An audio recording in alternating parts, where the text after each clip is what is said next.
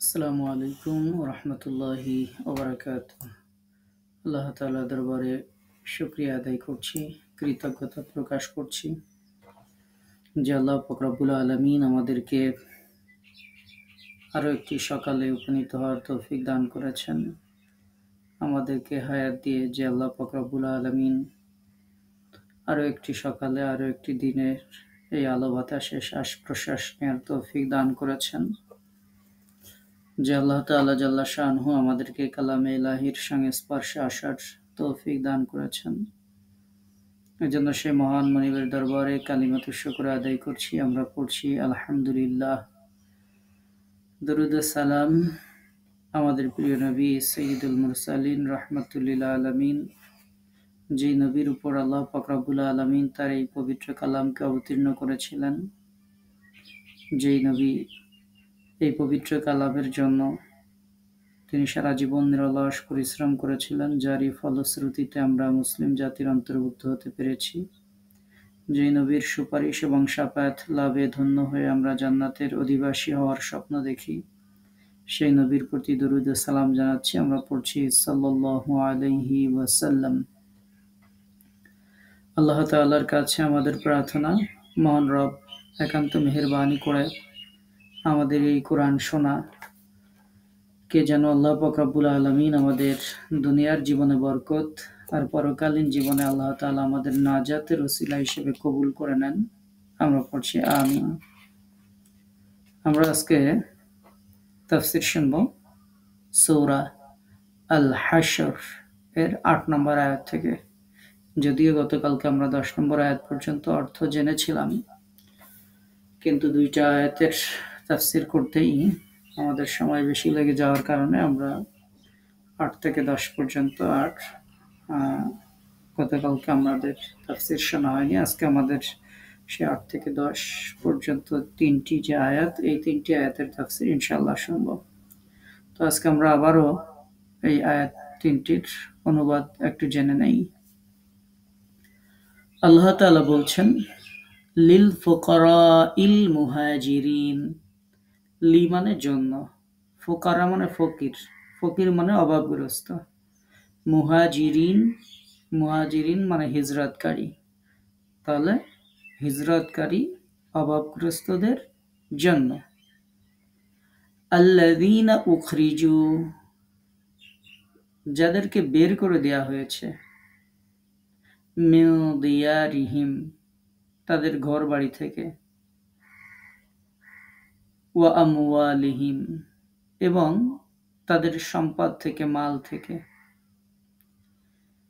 ইয়াবতাগুনা, তারা পেতে চায়, ফাদলাম মিনাল্লাহ, আল্লাহর পক্ষ থেকে ফাদল বা অনুগ্রহ তারা পেতে চায়, ওয়া রিদওয়ানা, এবং আল্লাহর সন্তুষ্টি তারা পেতে চায়, ওয়া ইয়ানসুরুনাল্লাহ, এবং তারা সাহায্য করে আল্লাহকে, ওয়া রাসূলাহু, এবং তার রাসূলকে, উলাইকা হুমুস সাদিকুন, আর এই সমস্ত লোকেরাই হচ্ছে সত্যবাদী।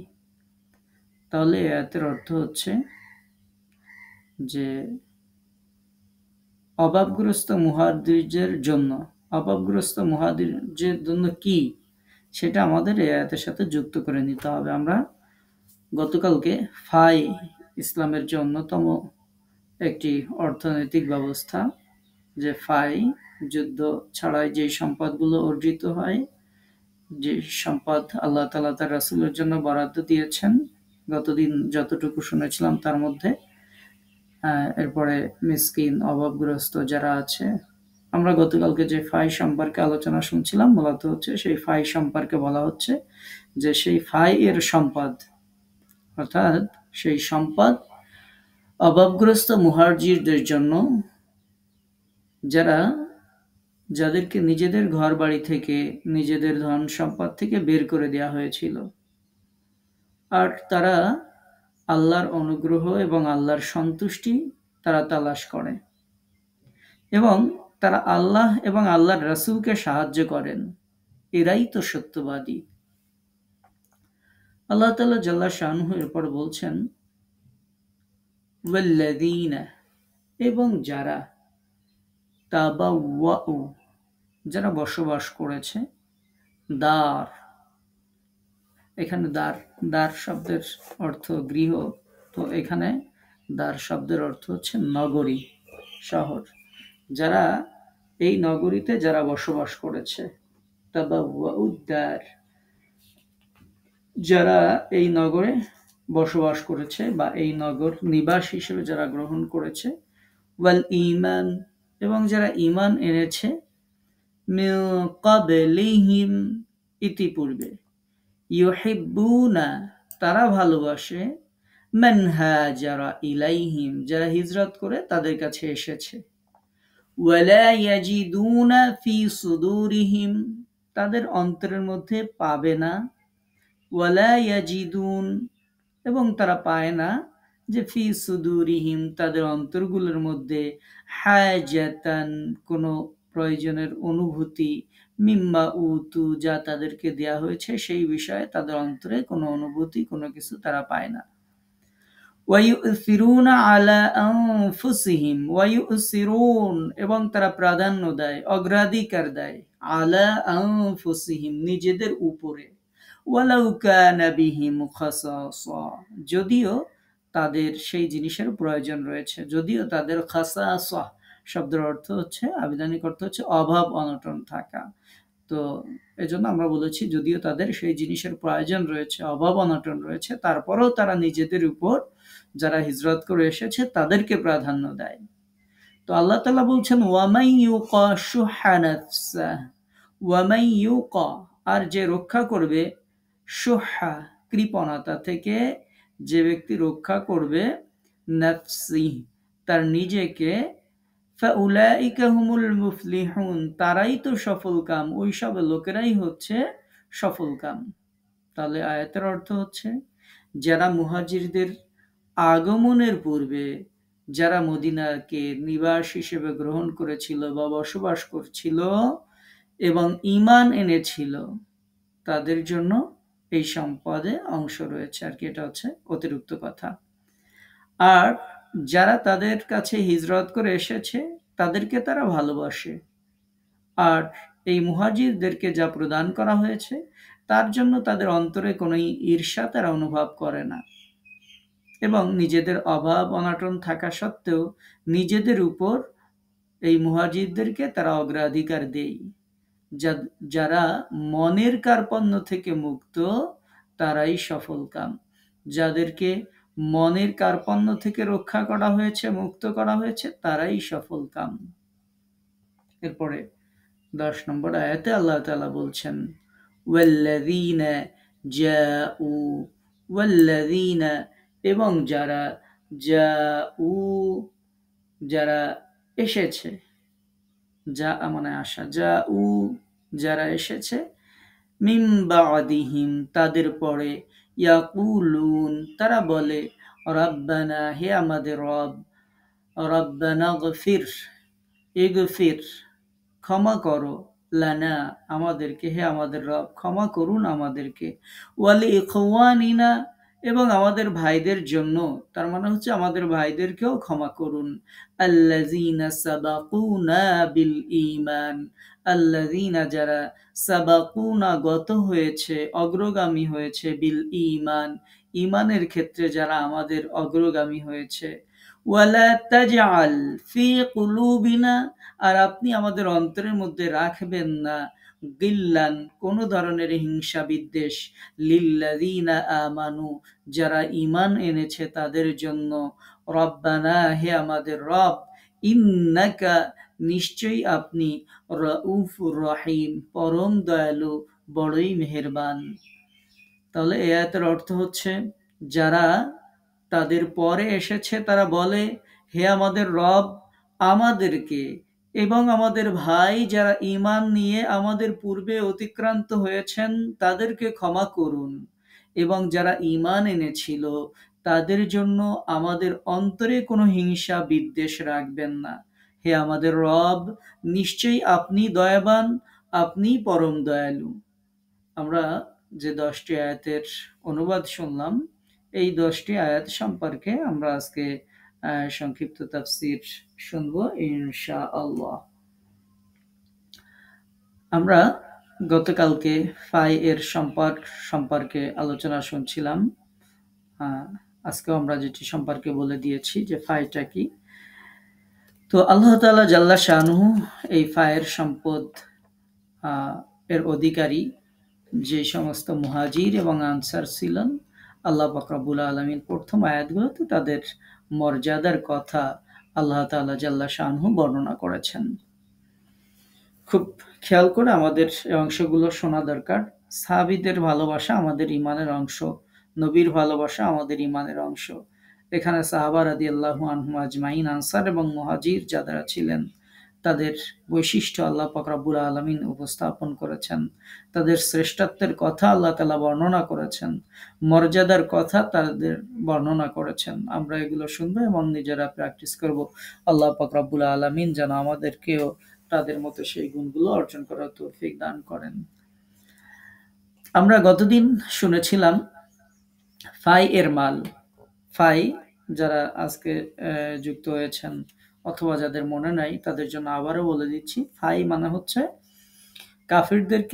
কাফিরদের যেই সমস্ত সম্পদ যুদ্ধক্ষেত্রে কোনো যুদ্ধ ছাড়া বিনা যুদ্ধে মুসলমানদের অধিকারে আসে সেই মালকে ফাই বলা হয়। আর সেই মালের সম্পর্কে আমরা গতকাল জেনেছিলাম যে তা নির্দিষ্টভাবে রাসূলুল্লাহ সাল্লাল্লাহু আলাইহি ওয়াসাল্লামের মাল বলে গণ্য হবে। অর্থাৎ গনিমতের মাল যেমন যোদ্ধাদের মাঝে বন্টন করে দেওয়া হয়, এই মাল যোদ্ধাদের মাঝে বন্টন করে দেওয়া হবে না, যেহেতু আল্লাহ তাআলা জাল্লা শানু গতকাল আমরা শুনেছিলাম আল্লাহ তাআলা বলেছেন এটার জন্য তোমাদের উট ঘোড়া কোনো কিছু পরিচালনা করতে হয় নাই, যুদ্ধ করতে হয় নাই। এটা ভয় পেয়েই আল্লাহ তাআলা তাদের অন্তরে ত্রাস সৃষ্টি করেছেন, তারা ভয়তেই ফেলে চলে গেছে। তো এই মাল হচ্ছে, এই মালের আল্লাহ তাআলা যেটি দিয়েছেন, এই মালের মালিকানা দিয়েছেন রাসূলুল্লাহ সাল্লাল্লাহু আলাইহি ওয়াসাল্লামকে। তিনি এই মাল কাকে প্রদান করবেন এটাও আল্লাহ তাআলা বর্ণনা করেছেন, যেটি গতদিন আমরা শুনেছিলাম। আর আজকের এই আয়াতগুলোতে সেই মালগুলোর আরো হকদারদের বর্ণনা আল্লাহ তাআলা বর্ণনা করেছেন, উপস্থাপন করেছেন। অর্থাৎ গতদিন আমরা যাদের কথা শুনেছিলাম যে আল্লাহ রাসূল খরচ করবেন এবং তিনি অন্য কাদেরকে দিবেন, আজকে তাদের সাথে আরো মানুষকে যুক্ত করা হয়েছে যে এই মালের হকদার হচ্ছে ওই দরিদ্র মুহাজিরগণ যারা আল্লাহ তাআলাকে সন্তুষ্ট করার জন্য নিজেদের সম্প্রদায়কে যারা অসন্তুষ্ট করেছিল, এমনকি তাদের প্রিয় জন্মভূমি এবং তাদের নিজেদের হাতে অর্জিত সম্পদ তাদেরকে ছেড়ে চলে যেতে হয়েছে। তারা আল্লাহর দ্বীন এবং তার রাসূল সাল্লাল্লাহু আলাইহি ওয়াসাল্লামের সাহায্যে সদা ব্যস্ত থেকেছেন। তারাই তো সত্যাশ্রয়ী। আর এই গুণাবলী মহান যেই মুহাজিরগণ ছিলেন তাদের মধ্যে বিদ্যমান ছিল। প্রিয় নবী সাল্লাল্লাহু আলাইহি ওয়াসাল্লাম যখন দেখলেন যে অত্যাচারের মাত্রা বেড়ে যাচ্ছে, আল্লাহ রসুল সাল্লাল্লাহু আলাইহি ওয়াসাল্লাম কিছু সাহাবীকে আবিসিনিয়ায় হিজরত করতে পাঠালেন। এরপরে দেখা গেল যে অত্যাচারের মাত্রা বেড়ে যাচ্ছে, রাসূলকে হত্যা করার ষড়যন্ত্র করা হচ্ছে, সাহাবীদেরকে দিনের পর দিন নির্যাতন করা হচ্ছে, আম্মার ইবনে ইয়াসিরের পরিবারকে নির্মমভাবে হত্যা করা হয়েছে, বিলাল রাদিয়াল্লাহু তাআলা আনহুকে উত্তপ্ত মরুর মাঝে পাথর চাপা দিয়ে রাখা হয়েছে, খাব্বাব খুবাইব সহ অসংখ্য সাহাবা রাদিয়াল্লাহু আনহুম আজমাইনদেরকে অবর্ণনীয় নির্যাতনের সম্মুখীন যখন হতে হচ্ছিল এবং সর্বশেষ যখন তারা প্রিয় নবী সাল্লাল্লাহু আলাইহি ওয়াসাল্লামকে হত্যা করার জন্যই যখন তারা ষড়যন্ত্র করলো, আল্লাহ পাক রব্বুল আলামিন যখন তার প্রিয় রাসূলকে হিজরতের জন্য অনুমতি দিয়েছিলেন, প্রিয় নবী সাল্লাল্লাহু আলাইহি ওয়াসাল্লাম হিজরত করেছিলেন, আবু বকর রাদিয়াল্লাহু তাআলা আনহুকে সাথে নিয়ে গারে সাওয়ারের মধ্যে আল্লাহ রাসূল দীর্ঘ সময় প্রায় 3 দিনের মতো আল্লাহ রাসূল অবস্থান করেছিলেন। সেখান থেকে প্রিয় নবী সাল্লাল্লাহু আলাইহি ওয়াসাল্লাম যে অগ্রসর হওয়ার পথে আল্লাহ রাসূল যখন মক্কা থেকে বের হয়ে আসেন, এই মক্কা থেকে বের হয়ে যাওয়ার পথে আল্লাহ রাসূল বারবার মক্কার দিকে পিছনে ফিরে তাকাচ্ছিলেন। তিনি বারবার বলছিলেন, হে মক্কা, যদি তোমার সন্তানেরা আমাকে তোমার থেকে বের করে না দিত তাহলে আমি কখনোই তোমার থেকে বের হয়ে যেতাম না। হে মক্কা, তুমি এই পৃথিবীতে আল্লাহ তাআলার যত জমিন আছে, যত জনপদ আছে, নিশ্চয়ই তুমি আমার কাছে তাদের মধ্যে সবথেকে প্রিয়তম জায়গা। এভাবে রাসূল করিম সাল্লাল্লাহু আলাইহি ওয়াসাল্লাম মক্কার দিকে ফিরে ফিরে বারবার আল্লাহ রাসূল এই কথাগুলো বলছিলেন। তিনি সাহাবা রাদিয়াল্লাহু আনহুম আজমাইনদেরকে যখন হিজরতের নির্দেশ দিয়েছিলেন, সাহাবা রাদিয়াল্লাহু আনহুম আজমাইন তখন তাদের জীবনের যত অর্জিত সম্পদ ছিল সবকিছু, মক্কার যত কাফের ছিল, কুরাইশ ছিল, তারা বলেছিল তোমরা যেতে পারো, তোমাদের সম্পদ নিয়ে যেতে পারবে না। এবং তারা তখন তাদের সম্পদের মায়া ত্যাগ করে তারপর তারা হিজরত করেছিলেন। তারা কোনো কোনো সাহাবীকে এমন অবস্থা হয়েছিল যে তারা শুধুমাত্র এক কাপড়ে, অর্থাৎ তাদের সাথে আর কোনো কিছুই ছিল না, সব কিছু ছেড়ে শুধুমাত্র এক কাপড়ে তারা মক্কা থেকে মদিনার উদ্দেশ্যে তারা হিজরত করেছিলেন। অথচ সেখানে তাদের সম্পদ ছিল, তাদের পারিবারিক, তাদের সামাজিক মর্যাদা ছিল, সব কিছুই ছিল। তারা চাইলে যদি ঈমান না আনতেন, তাহলে তারা চাইলে ঈমানদার যদি না হতেন, সেখানে তারা সুন্দরভাবে স্বাচ্ছন্দ্যের সাথে তারা জীবনযাপন করত।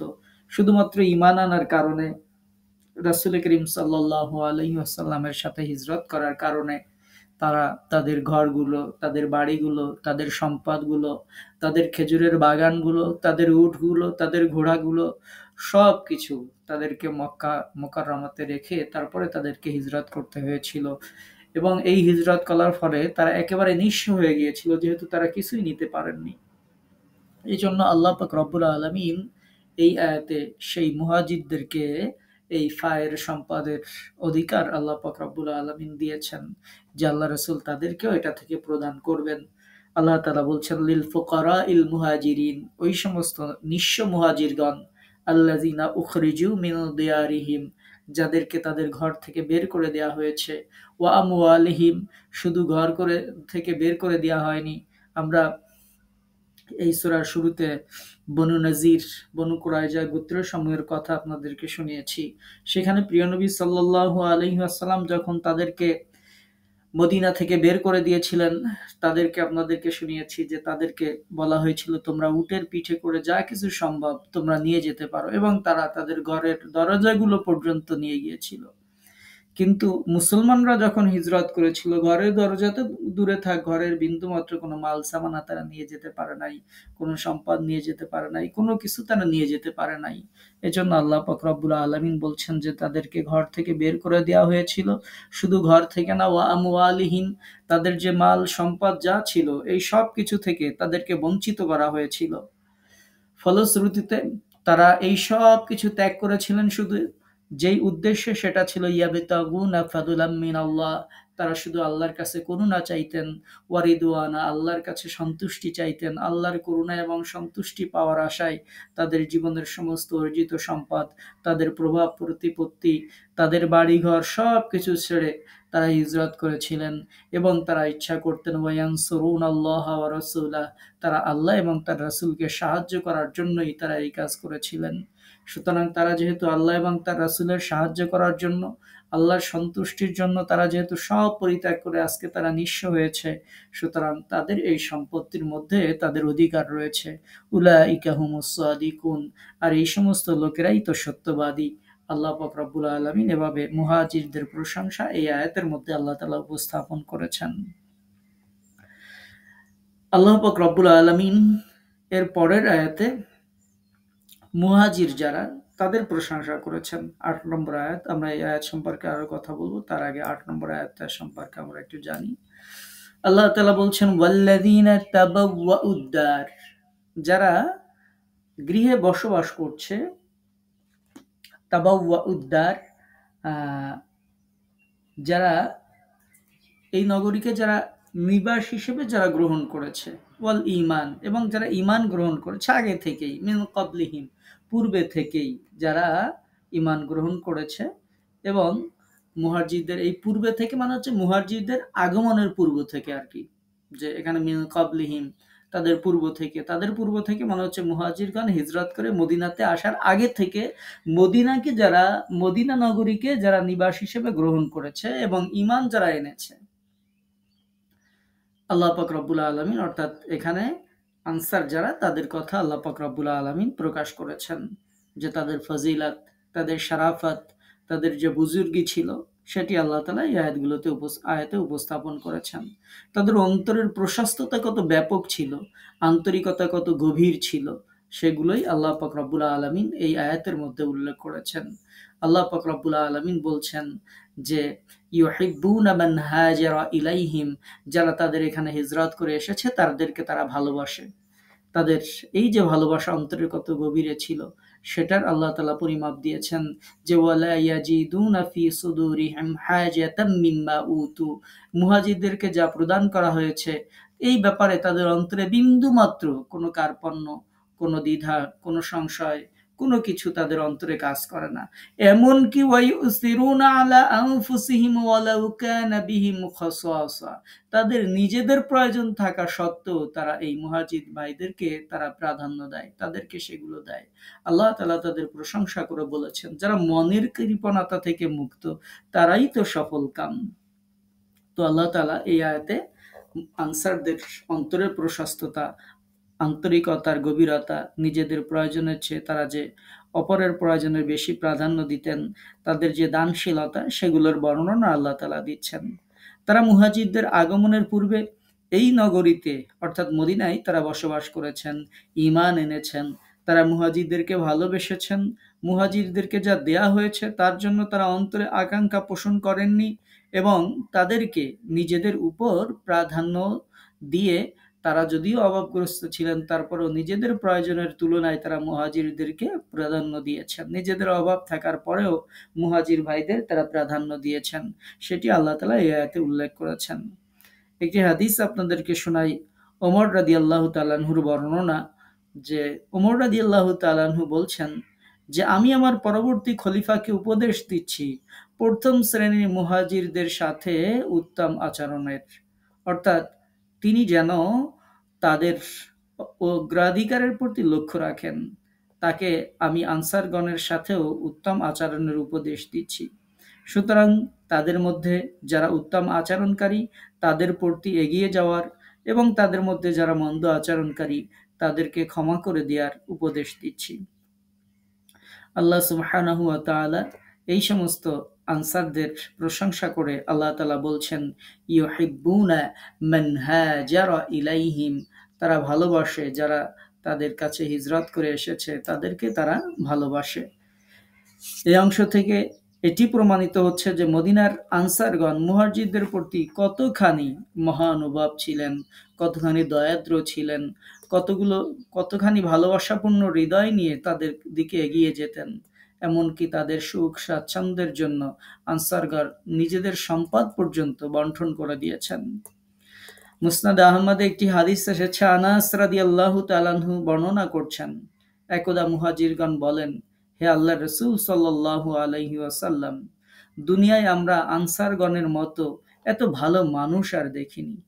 অল্পের মধ্যে অল্প এবং বেশির মধ্যে বেশি তারা বরাবরই আমাদের উপর খরচ করেছেন। তারা এসব করেছেন অত্যন্ত সন্তুষ্ট চিত্তে ও উৎফুল্লভাবে। কখনো তাদের চেহারায় অসন্তুষ্টির ভাব পরিলক্ষিত হয় না। তারা এমন আন্তরিকতার সাথে আমাদের খিদমত করেছেন যে আমাদের ভয় হচ্ছে না জানি হয়তো তারা আমাদের সমস্ত সৎ আমলের প্রতিদান তারা নিয়ে নিবেন।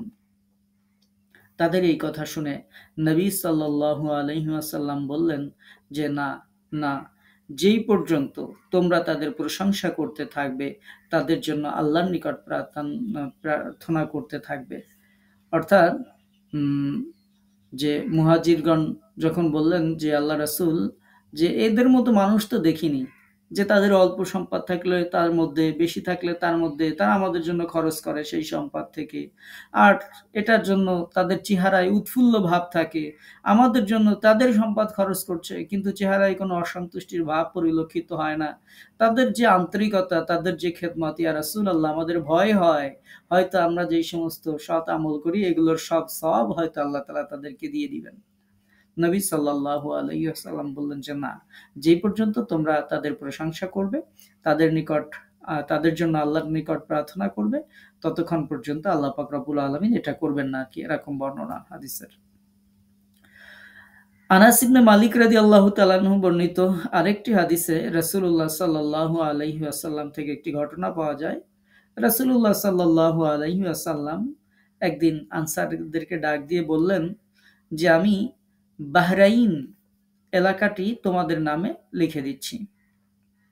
এই কথা শুনে তারা বললেন, হে আল্লাহ রাসূল সাল্লাল্লাহু আলাইহি ওয়াসাল্লাম, যেই পর্যন্ত আপনি আমাদের মুহাজির ভাইদেরকে এই পরিমাণ না দিবেন সেই পর্যন্ত আমরা এটা গ্রহণ করব না। তখন রাসূলুল্লাহ সাল্লাল্লাহু আলাইহি ওয়াসাল্লাম তাদেরকে বললেন, সম্ভবত না, আমার পরে এমন এক সময় আসবে যে অন্যদেরকে দেয়া হবে এবং তোমাদেরকে বাদ দেয়া হবে। তখন তোমরা সবর করবে যতদিন না আমার সাথে সাক্ষাৎ হয়। অর্থাৎ দেখেন যে তাদেরকে যখন একটা এলাকা তাদেরকে দিয়ে দেওয়া হচ্ছিল আনসারদেরকে, তখন তারা আল্লাহ রাসূলের কাছে বলেছিলেন, ইয়া রাসূলাল্লাহ, আমরা আপনার থেকে এই সম্পদ আহ তখনই গ্রহণ করতে চাই যে আমাদের এটা দেওয়ার পূর্বে আমাদের মুহাজির ভাইদেরকেও আপনি এরা এই পরিমাণ দেবেন, এরপরে আমরা এটা গ্রহণ করব। যতক্ষণ আপনি না দিচ্ছেন ততক্ষণ আমরা গ্রহণ করব না। অর্থাৎ হৃদয়ের কত প্রশস্ততা থাকলে মানুষ এরকম কথা বলতে পারে। আমাদেরকে যদি কেউ বলে যে 5 কোটি টাকা তোমাকে দিয়ে দেবো, আমরা ঠিক আছে দেন, নিয়ে নিলাম। কিন্তু তাদের মনটা সেরকম ছিল না। তারা কি বলেছেন যে যতক্ষণ পর্যন্ত আমাদের মুহাজির ভাই যারা আমাদের এখানে হিজরত করে এসেছেন তাদেরকেও যতদিন পর্যন্ত এই পরিমাণ আপনি না দিচ্ছেন ততদিন পর্যন্ত আমরা এটা গ্রহণ করছি না। তো আল্লাহ রাসূল তখন তাদেরকে বুঝিয়েছিলেন যে এটি এখন সম্ভব না, এমন এক সময় আসবে যখন তাদেরকে দেয়া হবে, তোমাদেরকে তখন দেয়া হবে না। তো তোমরা আমার সাথে সবর করবে যতক্ষণ না পর্যন্ত আমার সাথে সাক্ষাৎ হয়। তো এই হাদিসগুলোতে তাদের হৃদয়ের কত প্রশস্ততা ছিল সেটি বোঝা যায়।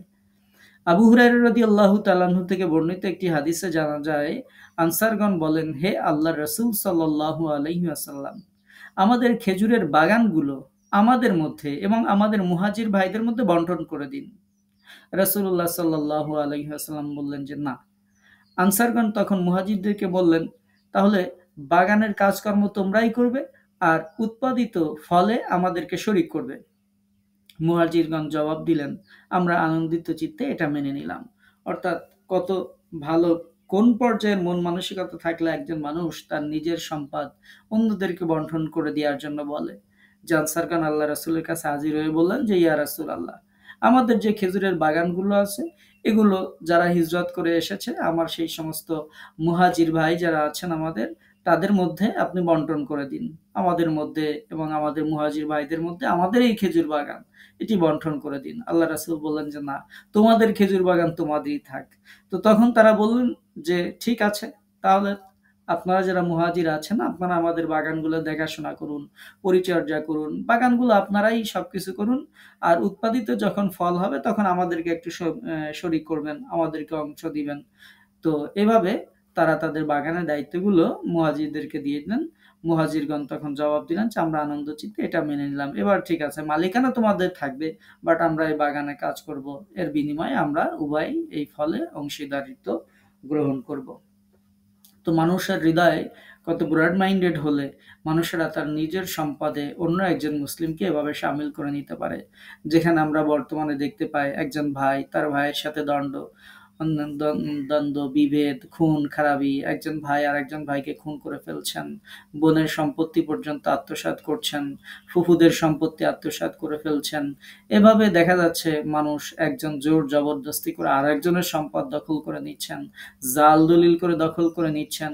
তো যেখানে আমরা আমাদের সামনে আমাদের হৃদয়ের এই অবস্থা দেখতে পাই, আর সেইখানে তারা তাদের নিজেদের বাগানগুলো অন্যদেরকে বন্টন করে দেওয়ার জন্য আল্লাহ রাসূলের কাছে হাজির হতো, তাহলে তাদের হৃদয়ের প্রশস্ততা কত বড় ব্যাপক ছিল। এজন্যই আল্লাহ তাআলা প্রশংসা করেছেন, যারা মনের কৃপণতা থেকে মুক্ত তারাই হচ্ছে সফলকাম। অন্তরে যদি কৃপণতা থাকে তাহলে ব্যক্তি কখনো সফল হতে পারে না, যেহেতু আল্লাহ তাআলাই বলেছেন যে যারা মনের কার্পণ্য থেকে মুক্ত তারাই হচ্ছে সফলকাম। আল্লাহ তাআলা জাল্লা শাআনুহু এরপরে কি বলেছেন যে ওয়ালা ইয়াজিদুনা ফি সুদুরিহিম হাজাতাম মিম্মা উতু, যে তারা তাদের অন্তরে বিন্দু পরিমাণ, তাদের অন্তরে কোনো ধরনের বিদ্বেষ তারা পোষণ করে না, কোনো ধরনের কষ্ট, ঈর্ষা এগুলো তারা পোষণ করে না, যে তাদেরকে যা দেয়া হয়েছে এ ব্যাপারে তারা অন্তরের মধ্যে কোনো হিংসা তারা পোষণ করেন না। মুহাজিরগণ যা লাভ করে তাতে তারা মোটেও ঈর্ষা করেন না। অর্থাৎ তাদেরকে যা দেয়া হয় তা যদি আনসারগণকে দেয়া নাও হয় তবুও তারা ঈর্ষা পোষণ করেন না, যে ওদেরকে দিল আমাদেরকে কেন দিল না, এরকম কোনো কথা তারা বলেন না। আল্লাহ পাক রব্বুল আলামিন আনসারদের আরো প্রশংসা করেছেন। আল্লাহ তাআলা বলছেন যে তারা ছিল স্বার্থহীন। স্বার্থহীন কেমন স্বার্থহীন ছিল আল্লাহ তাআলা সেটা বর্ণনা দিয়েছেন। দেখেন এই অংশে, ওয়ায়ুথিরুনা আলা আনফুসিহিম ওয়ালাউ কানা বিহিম খাসাসা, যে তারা নিজেরাও অভাবগ্রস্ত হওয়া সত্ত্বেও তারা মুহাজিরদেরকে নিজেদের উপর প্রাধান্য দেয়। নিজেদের অভাব আছে, এরপরেও তারা মুহাজিরদেরকে দেয়। চিন্তা করেন কোন পর্যায়ের মন মানসিকতা, নিজেদের অভাব তারপরেও তারা তার মধ্য থেকে মুহাজিরদেরকে তার জন্য তারা ব্যয় করে। অর্থাৎ তাদের প্রয়োজন থাকা সত্ত্বেও অন্যদের অভাব মিটিয়ে দেয়াকে তারা প্রাধান্য দিতেন এবং বাস্তবেও তারা তা পালন করতেন। সহি বিভিন্ন হাদিসে রাসূলুল্লাহ সাল্লাল্লাহু আলাইহি ওয়াসাল্লাম বলেছেন, যার নিজেরই প্রয়োজন আছে এতদা সত্ত্বেও যে ব্যক্তি সদকা করে তার সদকাই হচ্ছে উত্তম সদকা। আবু দাউদে হাদিসটি উল্লেখ আছে যে নিজে অভাবগ্রস্ত, নিজের সম্পদের দরকার আছে, এরপরে এটার মধ্য দিয়ে সে আল্লাহর রাস্তায় ব্যয় করে। এই যে বান্দার নিজের অভাব থাকা সত্ত্বেও, নিজের প্রয়োজন থাকা সত্ত্বেও, হাজত থাকা সত্ত্বেও এর মধ্য দিয়ে যারা আল্লাহর রাস্তায় ব্যয় করে, আল্লাহ পাক রব্বুল আলামিন, আল্লাহ রাসূল সাল্লাল্লাহু আলাইহি ওয়াসাল্লাম তাদের ব্যাপারে বলেছেন এই সদকাই হচ্ছে উত্তম সদকা। এই মর্যাদা ওই লোকদের মর্যাদার চেয়ে অগ্রগণ্য যাদের সম্পর্কে আল্লাহ তাআলা বলেছেন যে ওয়ায়ুতিমুনা আত-তাআম আলা হুব্বিহি মিসকিনান ওয়া ইয়াতীমান ওয়া আসীরা। আল্লাহ তাআলা সূরা ইনসান, যেটা সূরা দাহর, এই সূরার ৮ নম্বর আয়াতে বলছেন যে তাদের চাহিদা থাকা সত্ত্বেও আল্লাহর সন্তুষ্টির জন্য মিসকিন, এতিম এবং বন্দীদেরকে তারা আহার্য প্রদান করে। তাহলে নিজেদের চাহিদা আছে খাবারের, তারপরেও এতিম, মিসকিন, বন্দী যারা আছে তাদেরকে তারা খাবার প্রদান করে। এটি একটি বড় ধরনের চারিত্রিক বৈশিষ্ট্য। ধন সম্পদের আকর্ষণ থাকা সত্ত্বেও যারা ব্যয় করে, সূরা বাকারার ১৭৭ নম্বর আয়াতেও আল্লাহ তাআলা তাদের কথা উল্লেখ করেছেন যে ধন সম্পদের আকর্ষণ আছে, তারপরেও তারা আল্লাহর রাস্তায় ব্যয় করে। কিন্তু এই লোকগুলি অর্থাৎ আনসারগণের নিজেদের প্রয়োজন ও অভাব থাকা সত্ত্বেও তারা দান করতে থাকেন।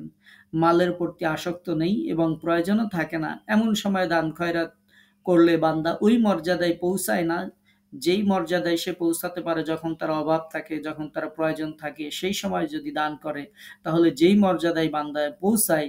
আর যখন তার অভাব থাকে না, যখন তার সম্পদের প্রতি চাহিদা নেই, সেই সম্পদ দান করে দিলে বান্দা সেই মর্যাদায় পৌঁছাতে পারে না। আপনাদেরকে একটা দানের ঘটনা শোনাই, আপনারা ঘটনাটি জানেন যে একটি দানের উদাহরণ দিলে বুঝতে পারবেন যে এই প্রকারের দান ছিল আবু বকর সিদ্দিক রাদিয়াল্লাহু তাআলা আনহুর দান। আপনারা জানেন আল্লাহ রাসূল ফান্ড কালেকশন করেছিলেন যে তাবুকের যুদ্ধে যেতে হবে, তোমাদের ফান্ড দিয়ে সহযোগিতা করো, অর্থ সম্পদ দিয়ে সহযোগিতা করো। তো আবু বকর রাদিয়াল্লাহু তাআলা আনহু কি করেছিলেন, তিনি তার সমস্ত সম্পদ নিয়ে রাসূল করিম সাল্লাল্লাহু আলাইহি ওয়াসাল্লামের কাছে হাজির হয়েছিলেন। রাসূলুল্লাহ সাল্লাল্লাহু আলাইহি ওয়াসাল্লাম তাকে জিজ্ঞেস করেছিলেন, আবু বকর, আপনার পরিবারবর্গের জন্য আপনি কি রেখে এসেছেন? উত্তরে আবু বকর সিদ্দিক রাদিয়াল্লাহু তাআলা আনহু বলেছিলেন যে তাদের জন্য আল্লাহ এবং তার রাসূল সাল্লাল্লাহু আলাইহি ওয়াসাল্লামকে আমি রেখে এসেছি। এটি একটি দীর্ঘ হাদিস যেটার ব্যাপারে আপনারা শুনেছেন যে ইতিপূর্বে বেশ কয়েকজন সাহাবীর বর্ণনা করা হয়েছে, কেউ ১/৩, কেউ ১/৪, কেউ সম্পদের নির্ধারিত একটি অংশ। ওমর ইবনুল খাত্তাব রাদিয়াল্লাহু তাআলা আনহু মনে করলেন যে আবু বকর রাদিয়াল্লাহু তাআলা আনহুর তো অর্থ সম্পদ কম আছে, আজকের দানে আমি আবু বকর রাদিয়াল্লাহু তাআলা আনহুকে পিছনে ফেলে আমি একটু আগে উঠে যাব, কোনো জায়গা দিয়েই আবু বকর রাদিয়াল্লাহু তাআলা আনহুর চেয়ে বেশি ভালো কোনো কিছু করতে পারি না। আজকে যেহেতু আল্লাহ রাসূল ফান্ড সংগ্রহ করছেন, আমার সম্পদ আছে যেহেতু বেশি, ওমর রাদিয়াল্লাহু তাআলা আনহু বললেন যে আমার সম্পদের ২ ভাগের ১ ভাগ আমি এই ফান্ডে, যুদ্ধের এই ফান্ডে আমি দিয়ে দিলাম। আল্লাহ রাসূল জিজ্ঞেস করলেন যে ওমর, তুমি কি করেছো? ওমর রাদিয়াল্লাহু তাআলা আনহু বললেন যে ইয়া রাসূলুল্লাহ, তিনি যখন আল্লাহ রাসূল যখন বললেন তোমার পরিবারের জন্য কি রেখে এসেছো, তিনি বললেন ইয়া রাসূলুল্লাহ, অর্ধেক সম্পদ রেখে এসেছি আর অর্ধেক আপনার কদমে সুপর্দ করছি। তো ওমর রাদিয়াল্লাহু তাআলা আনহু ভাবলেন যে আবু বকর রাদিয়াল্লাহু তাআলা আনহুর তো দান করতে করতে তার সম্পদ আর এরকম নেই, সে তো আর আমাকে পিছনে ফেলতে পারবে না।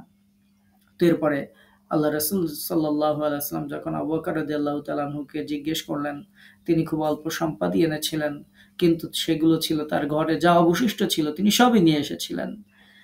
যদিও সেটার পরিমাণ বেশি ছিল না। আল্লাহ রাসূল জিজ্ঞেস করলেন, আবু বকর, তুমি যে এগুলো নিয়ে এসেছো দেখছি, তো তোমার বাড়িতে তুমি কি রেখে এসেছো? পরিবারের জন্য কি রেখে এসেছো? আবু বকর রাদিয়াল্লাহু তাআলা আনহু তখন জবাব দিয়েছিলেন, ইয়া রাসূলাল্লাহ, আমার পরিবারের জন্য, আমার বাড়ির জন্য আমি আল্লাহ এবং তার রাসূলকে রেখে এসেছি। তো ওমর রাদিয়াল্লাহু তাআলা আনহু তখন বুঝতে পারলেন যে আবু বকর রাদিয়াল্লাহু তাআলা আনহুকে জীবনে কোনোদিন কোনো কল্যাণ কাজে হারাতে পারিনি, আর কিয়ামত পর্যন্ত তাকে হারিয়ে দেওয়া সম্ভাবও না। তো এই যে আবু বকর রাদিয়াল্লাহু তাআলা আনহু যে দান, এই দান হচ্ছে উত্তম দান। এরকম দান যে একজন ব্যক্তি তার প্রয়োজন আছে সম্পদের, কিন্তু সেই তার মধ্যে দিয়েও সে যখন আল্লাহর রাস্তায় ব্যয় করে, তখন সেই ব্যয়গুলো, সেই দানগুলো আল্লাহ পাক রব্বুল আলামিন অনেক বেশি পছন্দ করেন, এবং সেই বান্দাদেরকে আল্লাহ পাক রব্বুল আলামিন অনেক বেশি মর্যাদা দান করেন। অনুরূপভাবে ইয়ারমুকের যুদ্ধে ইকরিমা, অর্থাৎ আবু জেহেলের যে ছেলে ছিল আর কি, এবং তার সঙ্গীদের ব্যাপারে ঘটেছিল। যুদ্ধের ময়দানে মুজাহিদগণ যখন আহত অবস্থায় পড়ে রয়েছিলেন, পিপাসায় কাতর হয়ে যখন তারা ছটফট করছিলেন এবং পানি পানি করে যখন তারা চিৎকার করছিলেন, এমন সময় একজন মুসলিম পানির মশক কাঁধে নিয়ে এলেন। পানির মশক মানে চামড়ার পানির ব্যাগ ছিল সেই সময়। আমাদের মতো এরকম আধুনিক জগ বা আধুনিক কলসি এর জাতীয় তার কিছু ছিল না। তো চামড়ার ব্যাগ থাকতো, তার মধ্যে পানি থাকতো। তো এমন সময় একজন মুসলিম পানির মশক কাঁধে নিয়ে এলেন। ওই পানি তিনি আহত মুজাহিদগণের সামনে পেশ করলেন, কিন্তু একজন বললেন, ওই যে ওই ব্যক্তিকে দাও, কারণ তিনি দেখলেন যে তার পাশে আর একজন ইয়ে করছেন, তার পাশে আর একজন পিপাসার্ত অবস্থায় পানি পানি বলে ইয়ে করছেন। আসসালামু আলাইকুম রহমতুল্লাহ। আচ্ছা, ঠিক আছে, আমি রওনা হচ্ছি। ও, আপনারা যে আজকে সকালে চলে আসছেন আমি তো বুঝতে পারি নাই। আমি তো এরকম সময় যাই, আমি চলে আসলাম। ও, হ্যাঁ, আচ্ছা আচ্ছা, না, এই জন্য তো আমি বলছিলাম যে আমি রওনা দিব। ঠিক আছে, আমার কয়েক মিনিট লাগবে, আমি আসতেছি ইনশাআল্লাহ। জি, হ্যাঁ হ্যাঁ, পাঠানো আমরা চলে আসছি। আসসালামু আলাইকুম।